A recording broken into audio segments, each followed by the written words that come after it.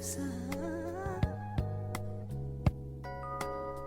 what's going on, everybody? J.A. Salute to you for tuning in. Today we're going to be taking a look at the latest release from Jordan Brand, which all year people have been complaining that these Jordan releases have been so limited, so difficult to cop that just your average person isn't able to get their hands on these. So today, based off the fact that Jordan Brand actually released a pair that the people could touch, I thought it would be a great opportunity to take a look at my first Jordan 1 of the year. So we got the Jordan 1 Rare Air, a pair from the Rare Air series dedicated to rare, unfinished Jordan Brand samples which never saw the production line. So all of these pairs could include sneakers with like missing stitches, mismatched materials, different stuff like that. You guys know what I'm talking about. So as far as the Rare Air series, we've seen Jordan Brand kind of fall back from it as of recently, but here in 2025, it looks like it's back in a major way with a whole new series dedicated to various different Jordan Brand models. So as far as these ones, they did drop a women's pair. We're gonna be looking at the men's pair, but we're actually gonna go ahead and start today with the box, which you guys see the box. It's super dope. Jordan Brand kind of went the pre-age vintage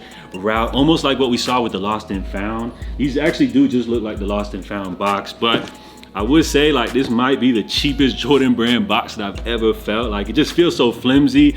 I guess Jordan Brand may be cutting back on the materials as far as the box goes and everything like that. I don't really care. These do come with like a backup pair of white laces, and then with the paper, it's really cool. It just kind of like continues the whole Rare Air theme, which you guys see all of that going on right there. Now, when we get into these sneakers, they do feature a color blocking of black, sail, white.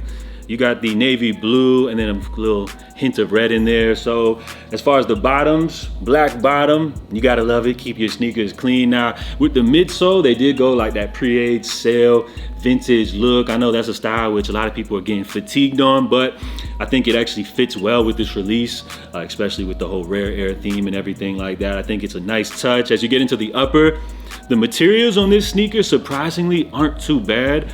I would actually compare these to what we got with the Lost and Found, but rather than feeling a little more stiff, kind of like that sneaker, this one seems to kind of feel like a little bit broken in already. So you guys can see the back.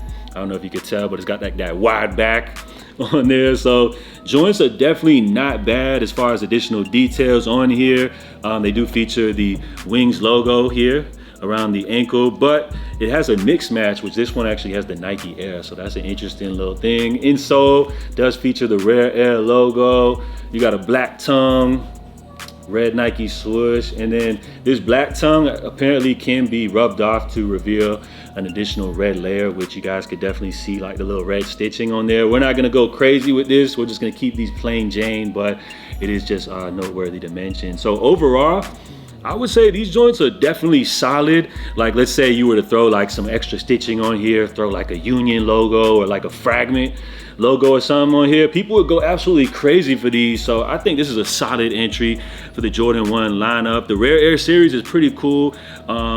I would say these are definitely decent. When you throw these on feet, I think they go great with like a washed pair of blue denims. That's a cool look. So if you're somebody that wears like jeans with like a vintage wash shirt, I feel like you're gonna get a lot of wear out of these. They look great with a pair of black sweatpants. So I wanted to kind of showcase these with like a more baggy pair versus a more fitted pants. You know, that's all kind of preference. Also noteworthy to mention that this is not the 85 cut, but just rather the standard Jordan 1 high cut, which I actually personally prefer just the standard Jordan 1 cut. I know the 85s, you know, are all hype and everything right now, but for me, I just like the old standard Jordan 1 high cut. I know that's all personal preference, but I thought it was noteworthy to mention. Well, very important to mention. So if you've never tried a pair of Jordan 1s, they run true to size. You can get away with going a half size up if you want that little extra wiggle room. So as far as this one, I'm giving this a solid rating. I think due to the fact that, you know, it has the interesting Rare Air theme.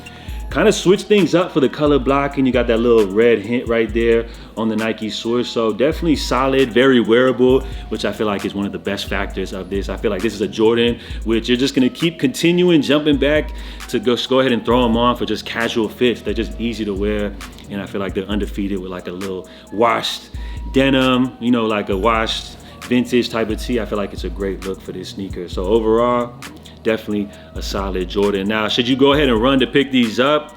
I mean, if you like them, yeah, definitely, I would say to do so. But based off the fact that it seems like these are pretty much everywhere, they're not selling out instantly like that. This is maybe one that if you're patient enough, you can probably hold out and get these joints on sale or get them for under retail. You guys know the deal. So that would be my number one recommendation, is to save yourself a few bucks getting these joints if you're patient, to just grab them under retail. But if you just like these, go ahead and just snag these up, man. We got a whole bunch of more Rare Air pairs set to release coming up this year. Confirmed, they got a Rare Air pair of Jordan 11s, the 4s, the 3s, but I feel like the most underrated from the series might be these Jordan 1s, man. The men's pair. The women's are nice too, but I actually really do prefer the men's pair. So just imagine, like I said, like they threw the little stitching on here, threw a Union or a Fragment logo on here, or better yet, can you imagine if they had the backwards swoosh on here? People would go nuts for these, but because they're easily accessible, they don't have crazy resale or anything like that,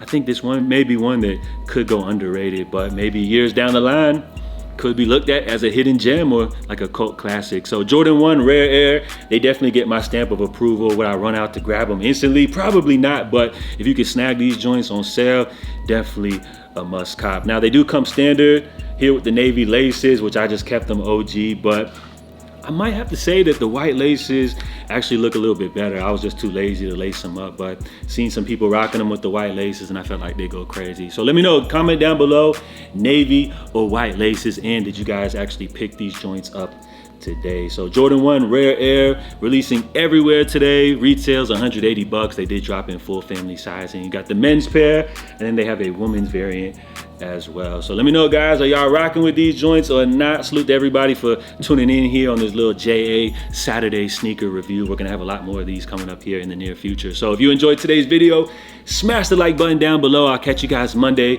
for JA News. In the meantime, stay safe, stay blessed, and I'm out, y'all. Love, salute.